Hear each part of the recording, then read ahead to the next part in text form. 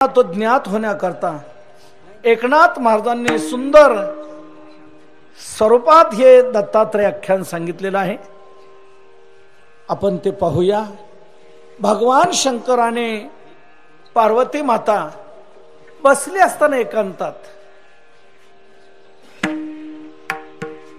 अगं पार्वती एक सांगू काढू ना.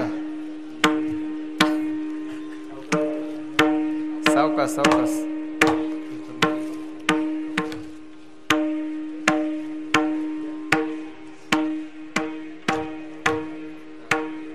या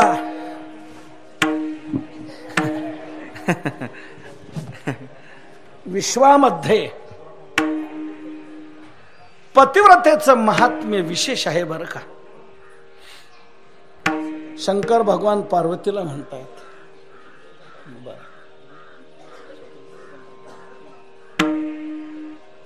अशा पतिव्रतेमध्ये कोण श्रेष्ठ आहे पतिव्रता. भगवान शंकर म्हणतात सांगू. पार्वतीला असं वाटलं आपलं नाव घेतात की काय, परंतु शंकर भगवान म्हटले सर्व पतिव्रतामध्ये श्रेष्ठ पतिव्रता म्हणजे अत्रि ऋषीची पत्नी अनसूया ही आहे. ऐका दत्तात्रेय आख्यान पार्वती सांगे त्रिलोचन, सकळ पतिव्रता माझी पूर्ण अनसूया जान पतिव्रता. सर्व पतिव्रतामध्ये श्रेष्ठ अशी पतिव्रता जर कोण असेल तर अनसूया आहे. आपलं नाव आलं नाही, दुसरंच नाव पुढं आलं. पार्वतीने लगेच झटका दिला. आमच्यापेक्षा कोण पतिव्रता श्रेष्ठ आहे. पार्वतीची ही गर्वाची भाषा पाहिल्यानंतर भगवान शंकर म्हणतात, हे बघ गर्व देखोनी पार्वतीचा त्रिलोचन बोले तेव्हा वाचा, नारद सांगेल महिमा तिचा मग तुझं कळेल. पार्वतीचा गर्व पाहिल्यानंतर शंकर भगवान म्हणतात, अगं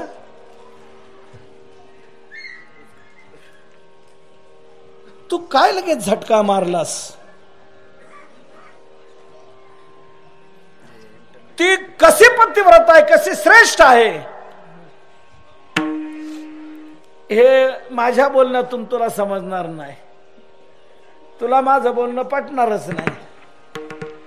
नारद ज्या वेळेला तिचा महिमा सांगेल त्यावेळेला तुला कळेल. नारद सांगेल महिमा तिचा तेव्हा तुझं कळेल, तेव्हा तुला कळेल. नारद काय सांगतात, कोण काय सांगणार आहे नारद. आमच्यापेक्षा कोण आहे. नारद बरेच दिवस आला नाही, काय येत नाही कोणास ठाऊक. केव्हा येईल तो पाहतेच वाट त्याची. नारायण नारायण तितक्यात प्राप्त झाले. म्हणे नारदा आठवण करतात, म्हणे आठवण केल्यावरच मी येत असतो. कशा करता माझी आठवण झाली. म्हणे त्यांनी असं सांगितलं की सर्व पतिव्रतामध्ये श्रेष्ठ पतिव्रता हे अनसूया आहे. मला ते पटलं नाही. मला वाटलं होतं आम्हा तिघींचं नाव घेतील, परंतु आम्हा तिघींना वगळून कोण अत्रि ऋषीची पत्नी ती अनसूया तिचं नाव घेतलं. नारदा तुमचं मत काय. नारद म्हणताय, आय साहेब खरं सांगू का. हा म्हणे खरं सांग. राग येणार नाही ना. नाही खरं सांग. खरं सांगितलं राग नाही, खरं सांगितलं का सख्या आईला राग येतो म्हणतात. खरं सांगू. खरंच अत्रि ऋषीची पत्नी जी अनसूया आहे ती सर्व पतिव्रतामध्ये श्रेष्ठ आहे आमच्यापेक्षा. हो तुम्ही काय. हा ग तुम्हा तिघींचे पुतळ्या केल्यात तिने आणि आपल्या डाव्या पायात बांधल्यात. तुम्हाला पायाच्या ठिकाणी जागा दिलेली आहे तिने. तुम्हा तिघींचे पुतळे करुणी बांधिले असे वामचरणी.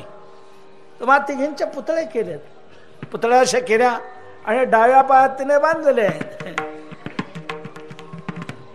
अशी ती अनसूया श्रेष्ठ पतिव्रता आहे.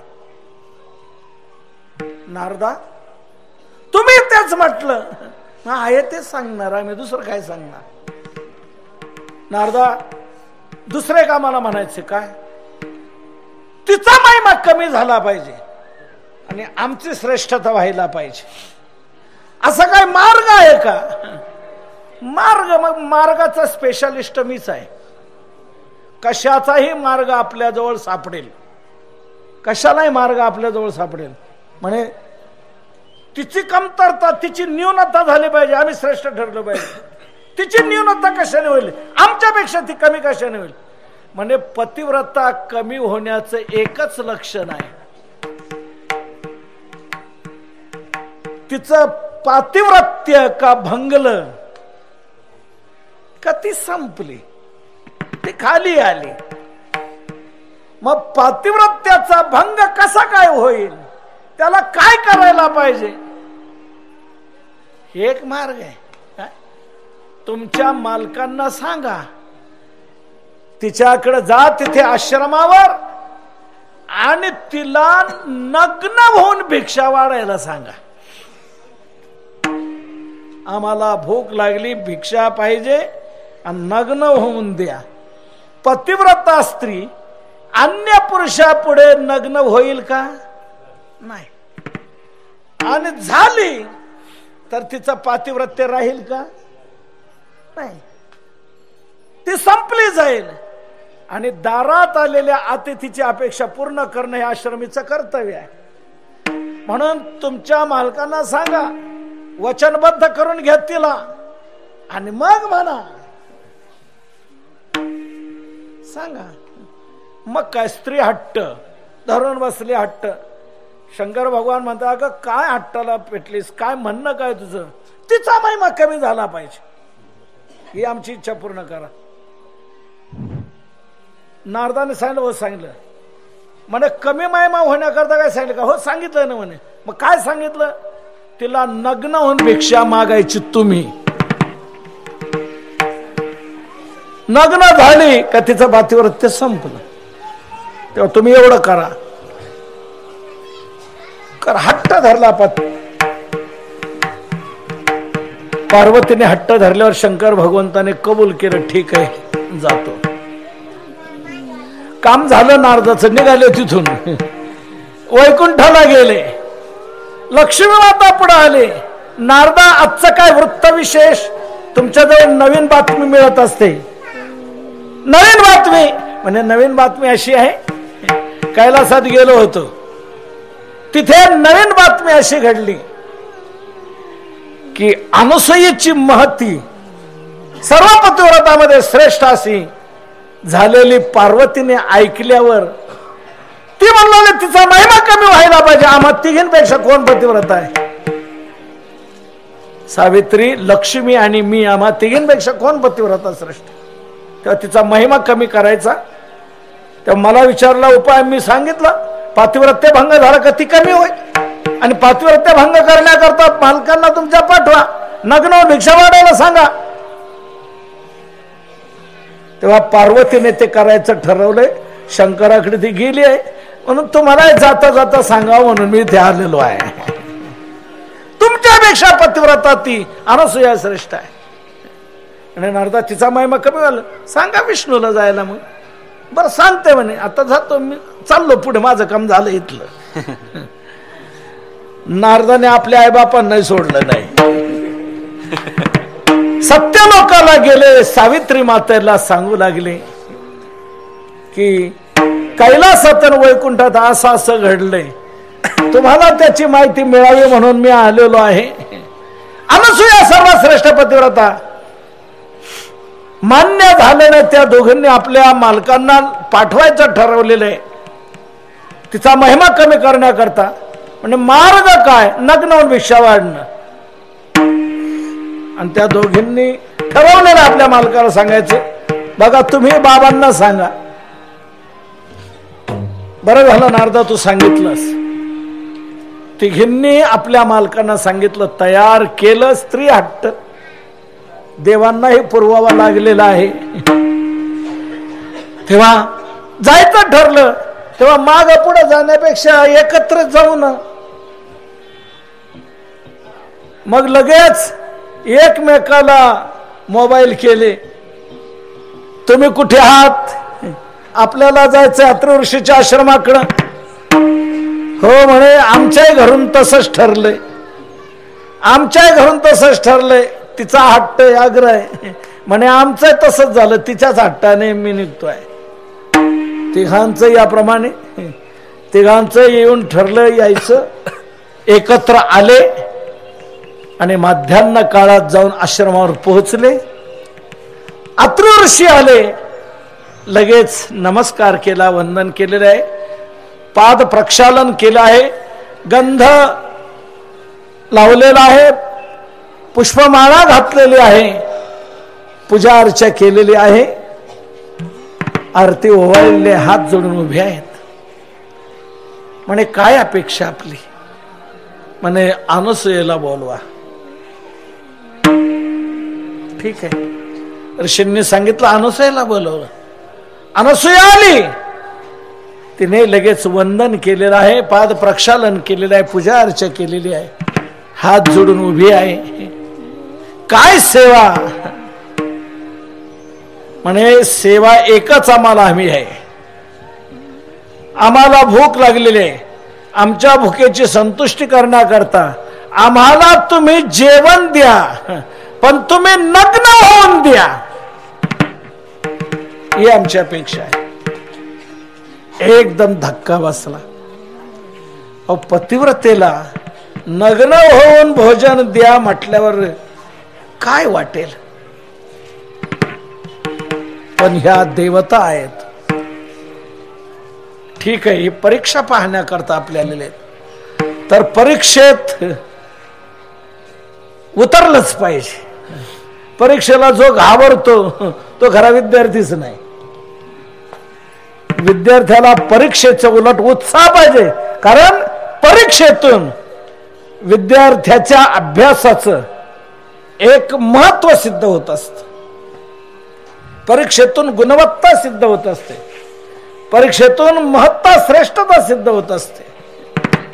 म्हणून परीक्षा ही फार महत्वाची आहे. हरकत नाही, परीक्षेला आपण उतरलंच पाहिजे. नग्न होऊन भिक्षा म्हटल्यानंतर आपल्याला नग्न कसं काय होता येईल? पण लगेच मार्ग लक्षात आला अनसूयेच्या. गेली आत, अत्रि ऋषींच्या चरणाला पाणी घेऊन प्रक्षालन केलं, चरणावर मस्तक ठेवलं, ते पाणी घेऊन आली आणि ते पाणी शिंपडलं या तिन्ही देवांच्या अंगावर आणि मस्तकावर हात ठेवला. तिघांच्या हात मस्तकावर ठेवल्याबरोबर तिन्ही देवता नुकतंच जन्माला आलेलं जसं बालक तसे हे तिन्ही बालक झाले. विठ्ठल विठ्ठल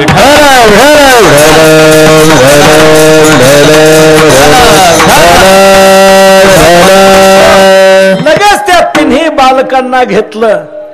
रूम मध्ये गेलेली आहे, वस्त्र सोडलेलं आहे आणि लहान मुलाला भिक्षा कोणती हो? नुकत्याच जन्माला आलेल्या मुलाला अन्न म्हणजे दूध. लगेच अनसूयेने आपल्या स्तनाला लावलेलं आहे आणि दूध त्यांना पाजलेलं आहे. त्यांची भिक्षा त्यांच्या प्रमाणेच दिली. लहान मुलाला तीच भिक्षा द्यायला पाहिजे. बासुंदी देऊन का रबडी देऊन गुलाबजामुन देऊन चालेल का? नाही. त्याप्रमाणे ते दूध ते स्तनपान करवलं आणि ढेकर दिला तिन्ही बालकांनी.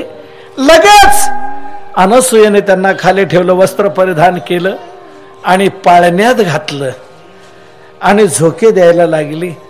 हे ब्रह्मदेवा, या सृष्टीची उत्पत्ती करण्यात सारखा तू दंग असल्यामुळे खूप तुला श्रम झालेले असतील.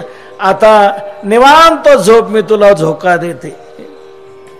हे विष्णू, तू या सृष्टीचं पालन करण्यामध्ये थकला असेल, तेव्हा आता तुला विश्रांती मिळावी म्हणून या पाळण्यात मी तुला घातलंय, झोका देते, विश्रांती घे. हे शंभो, तुम्ही या विश्वाचा सृष्टीचा संहार करण्यामध्ये थकला असाल तर तुम्हाला विश्रांती मिळावी म्हणून पाळण्यात घातलेला आहे. विश्रांती घ्या आणि झोका देते आहे. रोज या प्रकारे चाललं. या संध्याकाळी वाट पाहत होते, अजून आले नाहीत. आपले आले नाहीत. बरं, मोबाईलही त्यांचा येत नाही. कधी येतो कधी येतात काही नाही. आपण लावू तर ते रेंज मध्ये नाहीत. काय करावं? आज नाही आले, वाट पाहताय, उद्या येतील, उद्या नाही परवा. कितीतरी दिवस 6 महिने असे गेले. काय करायचं? आपण हे करून बसलो आणि अंतरलो. आता कधी मिळतील ते आपल्याला? बरं, ज्याने सांगितलं तोही नारद येईन अजून. त्याच्याकडून खबर कळली असती तर तो येत नाही. आठवण झाल्याबरोबर नारद हजर. काय आणि आम्ही तुझीच आठवण करत होतो. ते गेले, त्यांना लावलं पण अजून ते आले नाहीत. काय येत नाही नारदा? काय कारण काय?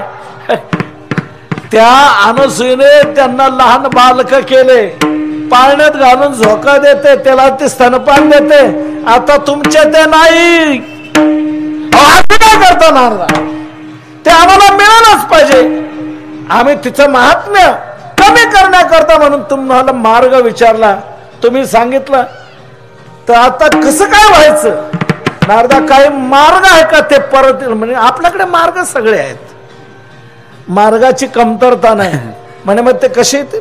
तुम्ही जा आणि तुमचे पती सोडून आणा, तिच्याकडून मागा, देईल ती. असं म्हटल्यावर या 3 जणी तिथे आलेले आहेत. अत्रि ऋषीने त्यांची पूजा अर्चा केलेली आहे. अनसूयेने येऊन पूजा अर्चा केलेली आहे. हात जोडून उभी आहे. काय सेवा? म्हणे आमचे आलेत ना, ते द्या आमच्या आम्हाला. घेऊन जा म्हणे, काय हरकत नाही. ती 3 बालक आणली आणि तिघींच्या पुढे ठेवलेली तिथे. तेव्हा घ्या म्हणे तुमचं, घेऊन जा. पण म्हणे आमचे नेमके कोण? आता तुमचे तुम्हाला माहित जर नसतील तर मग कशा तुम्ही पतिव्रता?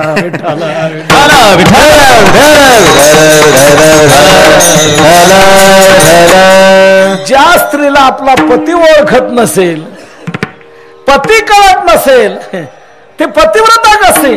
तुम्ही तर महान पतिव्रता आहात ना, श्रेष्ठ पतिव्रता आहात. मग तुम्हाला तुमचा पती कळत नाही का? म्हणे जिरली आमची. आम्हाला गर्व होता की खरोखरच आम्ही सर्वात श्रेष्ठ पतिव्रता आहोत. नाही, आम्हाला कळत नाही आमचे पती. आम्ही सर्व शक्तीपणाला लावून पाहिली, पण आमचा नेमका कोण तेच काय आम्हाला लक्षात येत नाही. आणि आम्ही घेऊन जावं एखाद्याला, तो दुसराच निघावा. त्यापेक्षा आमचा जो असेल तो तुम्ही द्या. आमचं पातिव्रत्य श्रेष्ठ जे आहे असा आम्हाला गर्व होता. आमची माघार, तू सर्वात श्रेष्ठ पतिव्रता आहे, काय हरकत नाही. आमचा पती आम्हाला दे, आणि जसा होता तसा दे, असा नको देऊ. त्यावेळेला मग अनसूयेने पुन्हा अत्रि ऋषींचं दर्शन घेतलं, पाद प्रक्षालन करून पाणी आणलं, त्यांच्या अंगावर शिंपडला आणि मस्तकावर हात ठेवला. तुम्ही जसे आहात तसे व्हा. लगेच ब्रह्मा विष्णू महेश 3 देव त्या स्वरूपात प्रगट झाले. सर्वांना आनंद झाला. त्या तिघींनी दर्शन घेतलं. गगनात मावेन असा आनंद झाला. देवही म्हटले की आमची सुटका झाली. अनुसयेला वंदन केलेलं आहे. खरोखरच सर्वात श्रेष्ठ पतिव्रता आपण आहात. तुम्ही खूप सेवा केली आमची, खूप सांभाळलं, खूप पालन पोषण आमचं केलं. आम्ही ऋणी आहोत. आता तुमची काय इच्छा असेल ती सांगा, ती आम्ही पूर्ण करतो. असे ह्या तिन्ही देवता म्हटल्यानंतर अनसूया म्हटली, आजपर्यंत तुम्ही माझ्याजवळ होता, मला करमून गेलं होतं, रक्ष वाटत नव्हतं. आता तुम्ही जाणार तुमच्या घरी, मला करमणार नाही, मला समाधान होणार नाही. तेव्हा माझी अशी इच्छा आहे, तुम्ही तिघेही जण एक स्वरूपात एकत्र रूपाने माझ्या घरी राहा, माझ्या घरी राहा. असं म्हटल्यानंतर तथास्तु म्हटले आणि आम्ही तिन्ही एकत्र तुमच्याकडे येऊ. म्हणून तिघांनीही जो आशीर्वाद दिला त्या आशीर्वादातूनच अनसूया माता या गरोदर राहिलेल्या आहेत. तेव्हा विश्वाला तारण्याकरता या तिन्ही देवतांनी या रूपात यायचं ठरवलं. धरी अवतार विश्वतारा वया आत्रीची अनसूया गरोदर. आणि योग्य काल झाला, मार्गशीर्ष महिन्याची पौर्णिमा पूर्ण तिथी आली, हेमंत ऋतू आलेला आहे, रोहिणी नक्षत्र आलेलं आहे आणि गुरुवार आहे. ही वेळ चांगली आहे. म्हणून त्या दृष्टीने त्या वेळेला ह्या तिन्ही देवता एक रूपात तिथे प्रगट झालेले आहेत. नाथ महाराज म्हणतात, निर्गुण निराकार परमात्मा असा सगुण साकार बनला आणि सर्वांना तो आनंद दिलेला आहे. तर आपण आता नाथ महाराजांचं ते चरण म्हणूया आणि ते चरण म्हटल्यानंतर आपण सर्वांनी पुष्पवृष्टी करायची आहे. एका जनार्दने पूर्णावतार, जनार्दने पूर्णावतार, एका जनार्दने पूर्णावतार, जनार्दने पूर्णावतार, निर्गुण निराकार आकारले, निराकार आकारले, निर्गुण निराकार आकारले. पुंडलिक वरदा हरि विठ्ठल श्री रामदेव देव दत्तात्रय भगवान की जय. दिगंबरा दिगंबरा श्रीपाद वल्लभ दिगंबरा दिगंबरा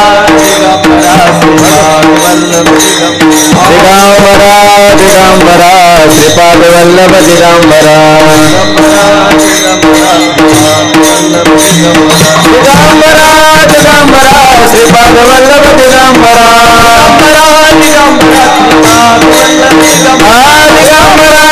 दिगंबरा श्रीपाद वल्लभ दिगंबरा दिगंबरा दिगंबरा श्रीपाद वल्लभ दिगंबरा दिगंबरा दिगंबरा श्रीपाद वल्लभ दिगंबरा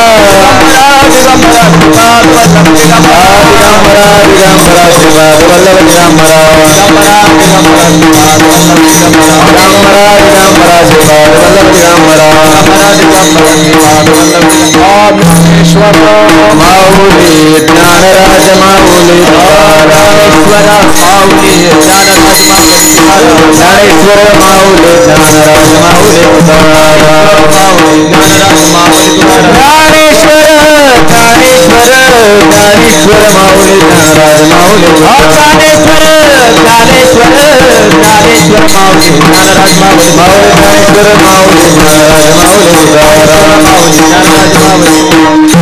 राम तुकाराम तुकाराम तुकाराम तुकाराम तुकाराम तुकाराम तुकाराम तुकाराम तुकाराम तुकाराम. ती एकवटून दत्तात्रय भगवान अनसूयामातेच्या पुढे प्रगट झालेले आहेत आणि त्यांनी देवतेचं स्वरूप गुरुत्वामध्ये प्रगट केलं. म्हणून गुरुदेव दत्तात्रय म्हणण्याची आपल्या पद्धत प्रणाली आहे. गुरूंचा काय महिमा आहे, गुरु काय करू शकतात, गुरु हे जीवाला देवाची कशी प्राप्ती करून देऊ शकतात, जीवनात गुरुला काय स्थान आहे, हे दत्तात्रय भगवंताने आपल्या 24 गुरूंच्या द्वारा सर्वांना हे समजावून दिलेलं आहे. ज्यांच्यापासून जो गुण घेतला तो मी गुरु केला. म्हणून दत्तात्रयाने या प्रकारे गुण घेऊन आपले गुरु सिद्ध केले. आणि यदु अवधूत संवादामध्ये भागवतात या सर्व गुरूंचा कोणता गुण घेतला, तो मी गुरु कसा केला हे स्पष्ट केलेलं आहे. तर या दृष्टीने जीवनात गुरुला फार स्थान आहे. जीवाला देव बनवणारे एकमेव मधला दुवा म्हणजे गुरु आहेत. गुरु हेच जीवाचं आणि देवाचं मिलन घडवून आणतात. म्हणून दत्तात्रय भगवंताने जीवाचं आणि देवाचं मिलन घडवलेलं असल्यामुळे गुरुदेव म्हणून त्यांना मानलं जातं. अनेकांना हे ज्ञान दिलेलं आहे, अनेकांना हे प्रबोधन केलेलं आहे. आणि या दृष्टीने ही गुरुत्वाची सिद्धी करून दिलेली आहे. आपणही आपल्या जीवनामध्ये गुरुला स्थान द्यावं आणि आपलं अज्ञान घालून आपणही भगवंताचं दर्शन घडवावं, मिळवावं. हेच आजच्या या दत्तात्रय जन्माच्या आख्यानातून आपण लक्षात घ्यायचं आहे. आपण आपल्या जीवनात मनात ध्यानात सर्वस्वी त्यांना आणावं आणि या रूपात आपली साधना ही यशस्वी करावी. त्यांच्याद्वारा भगवंताचं दर्शन आपल्याला घडावं. या प्रकारची ही स्थिती येण्यासाठी आपल्या जीवनात अनन्यता असावी, ती आपण जोपासावी. तुकोबारायांच्या अभंगातून ती प्रगट झालेली आहे. एक अभंग असा समोर ठेवला की आपल्या जीवनाला दिशा मिळेल. असे हजारो अभंग तुकोबारायांचे आहेत. त्यांनीही आपल्याला सर्वांना दिशा दिलेली आहे. म्हणून ते कोणता अभंग कोणती दिशा दिली सांगता येत नाही. जो जिथे थांबला असेल तुकोबारायांचा अभंग त्याला लगेच रस्त्याला लावल्याशिवाय राहणार नाही. असे हजारो अभंग आहेत. तेव्हा सर्व अभंग सर्वांच्या निदर्शनास येण्यासाठीच गाथा मंदिराची योजना देहूला राबवण्यात आली. सर्वच्या सर्व अभंग उच्च प्रतीच्या मार्बलवर करून लावले गेले. 400व्या जयंतीचं औचित्य घेऊन त्यावेळेला हा कार्यक्रम संपन्न केला आणि तेव्हापासून गाथा पारायणाचं अनुष्ठान देहू इथे सुरू केलेलं आहे. आपल्याला सर्वांना माझी विनंती आहे की आपण देहूच्या वारीला भिजेला जरूर या. आपण पंढरपूरला आळंदीला जातो, देहूला येत नाही, मोठा दोष आहे. देहू हे वारकरी संप्रदायाचं कलशस्थान आहे. तो काय झाला असे कळस, आणि नेमकं कळसाला आपण डावलतो.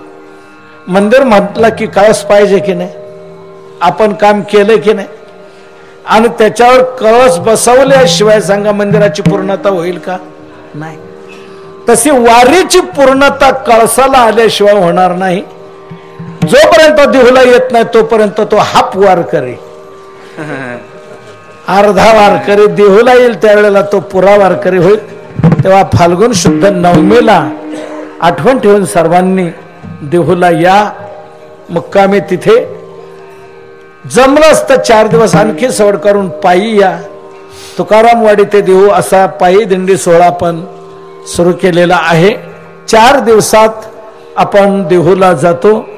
वारीचा काया वाचे म्हणे त्रिविध तपाचा हा आपल्याला लाभ प्राप्त होतो आहे.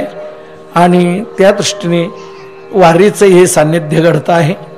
तिथे देहूला या. गाथा मंदिरावर आपली राहण्याची सोय, जेवणाची सोय ट्रस्टद्वारा आपण केलेली आहे आणि अनुष्ठानही आपल्याला घडणार आहे. आतापर्यंत 8 कोटीचं जवळजवळ काम झालेलं आहे. अजूनही 50% काम तिथे करायचं आहे. एक एक पुढे पुढे येत आहे आणि त्याप्रमाणे एक जागतिक कीर्तीचं स्वरूप त्याला देण्याच्या दृष्टीने आपलं हे वाढत वाढत चाललेलं आहे. तर त्याप्रमाणे अजूनही 7-8 कोटीची आवश्यकता त्या कार्याच्या दृष्टीने आहे. आतापर्यंत लोकांनी, तुम्ही सर्वांनी लाखोंनी सहकार्य दिले म्हणून तर इथपर्यंत काम होऊ शकलं. राहिलेले काम राहिलेल्या मंडळींनी जोर मारावा आणि करावा. अजून बरीच मंडळी राहिलेली आहेत. मी हातवर काय सांगत नाही कोण कोण राहिले, तर राहिलेले असतील त्यांनी समजून घ्या की आपण राहिलेलो आहे, आपण आपली पूर्तता करायला पाहिजे. आणि त्या दृष्टीने ज्यांनी केलेलं असेल त्यांनी समजून घ्यावं या कामाच्या मानाने आपण काही दिलं नाही, आपण त्या मानाने कमी दिलेलं आहे, तर पुन्हा वाढ करायला काय हरकत नाही.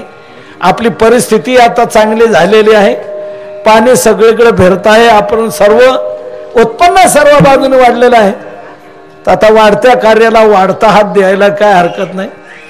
घर आपण बांधायला काढलं म्हणतो 1 लाखाचं बजेट आहे आपलं, लाखात आपल्याला घर बांधायचं म्हणतो, पण ते 5 लाखावर जातं ना,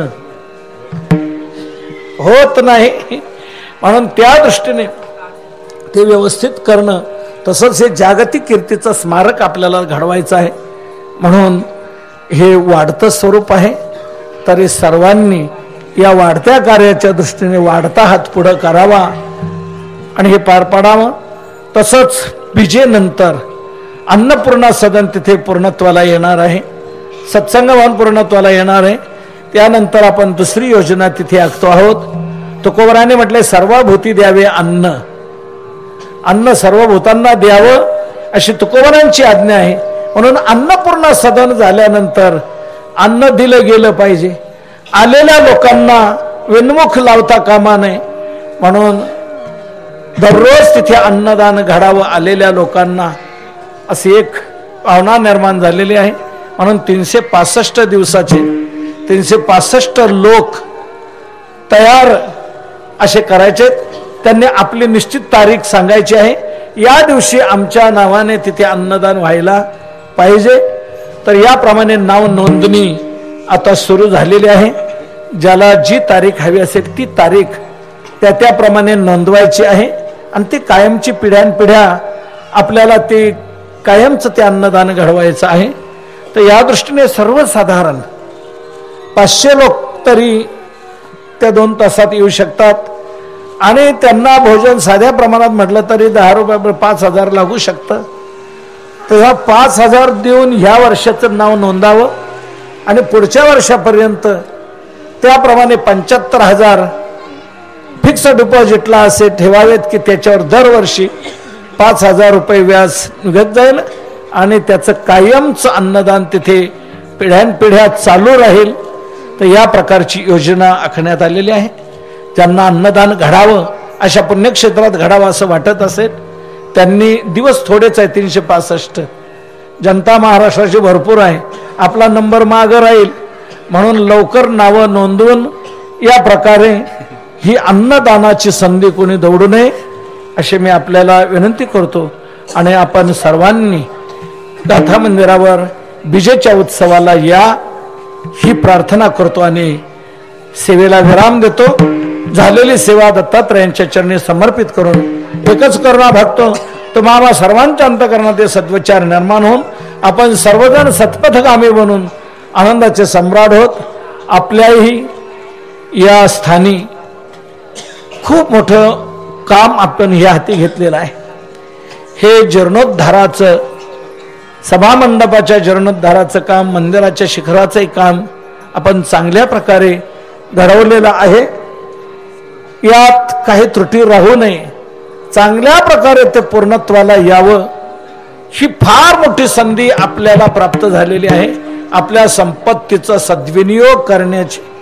तेव्हा इथे कोणीही मागं राहू नये, चांगल्या प्रकारे सडळ हाताने निधी देऊन राहिलेलं काम चांगल्या प्रकारे पूर्ण करावं अशी मी आपल्याला सर्वांना विनंती करतो. संसारात आपलं किती म्हणून जात नाही आणि कुठं म्हणून जात नाही, कितीतरी असं जातं, लाखोने जातं, पण ते जातं ते जातच गेलंच, त्याचा काय उपयोग नाही. पण इथं जर दिलं गेलं तर ते फिक्स डिपॉझिटला गेलं, अनंत पटीने त्याच्यावर त्याच्यातून आपल्याला वाढ मिळेल अशी ही संधी आपल्या ठिकाणी प्राप्त झालेली आहे. नवीन मंदिर करण्यापेक्षा जीर्णोद्धार जर केला तर त्याचं अधिक पुण्य सांगितलेलं आहे. म्हणून त्या दृष्टीने हे अधिक पुण्याचं काम आपण हाती घेतलेलं आहे. चांगल्या प्रकारे करावं, आपण सर्वांनी चांगल्या प्रकारे वाटा त्याला लावावा हीच एक प्रभूचरणी प्रार्थना करून सेवेला विराम देतो. विठ्ठल जय जय